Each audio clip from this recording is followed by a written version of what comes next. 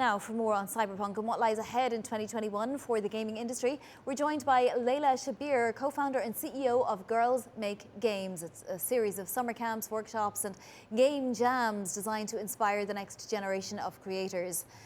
And Laila, I mean, it must be exceedingly disappointing when a game so anticipated as Cyberpunk 2077 comes out and it just isn't up to par. We're not just talking about a couple of bugs, we're talking about really just unplayable games. How much damage does that do to a company when something like that happens? I think I honestly can't comment on the damage to the company, but I can definitely talk about, how increasingly complex development cycles have become. There was a time when a $20 million budget was considered a massive game, and video games have now exceeded $100 million budgets over and over, with thousands of people working on them for years and months at a time. Like, this title was initially announced several years ago, so it's that the anticipation has been building over time. And unfortunately, like, the game was definitely not ready to be launched, and it was definitely not ready for the player's experience. It's definitely evident in the response, but that is the reality of the game development world that we live in right now. It's unlike any other entertainment form that we see. It's not like a movie, it's not like a TV show where the consumer doesn't interact with the medium. Whereas with video games, there's thousands of ways a player can interact, and given the variety of gamers that are out there, the variety of play styles that people have, the game can be interacted within 100 million ways. So I think it's just one of those realities of the industry that we live in. And I think it's definitely a good lesson for everyone to take. As an educator, it's definitely something that I talk to my kids about all the time. You have to Yes. understand how complex it is to make a game.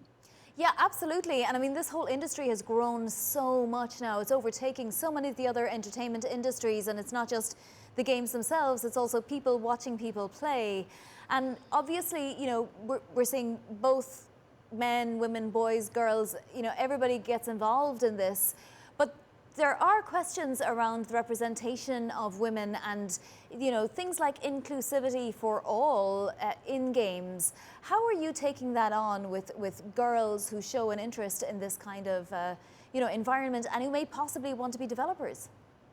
Absolutely. I think that's a topic that's very, very close to my heart. And that's exactly why we started Girls Make Games. Over 50% or nearly 50% of the gamers out there are actually women, but less than 20% of them actually get to make video games. So the representation gap is massive.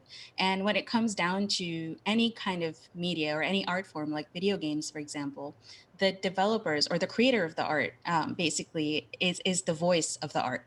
And in this case, if it's men making games, they are going to show more men in the video games. And I think one of the biggest barriers that we have to overcome is kind of introduce young women to careers in gaming and show them that this is a possibility that they could pursue as they grow up. And as more women become developers, we'll start to see more diverse characters. We'll start to see more representatives of, the actual gaming consumer population in the games themselves. So it's not a good place just yet.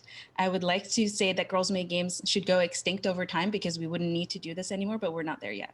Right, and I mean, scandal after scandal happens in the arena, and it's just taking a long time. And after Girls, there are so many more causes to get right in this sphere. Right, everybody should be able to have fun playing and developing games, and being the CEO of gaming companies. What's the interest in girls that come through your camps in being more than a spectator or a player? Oh, a massive interest. I mean, the girls that come in, they're just drawn to everything that goes into a video game, from the storytelling to characters that are rich and environments that are creative and unique.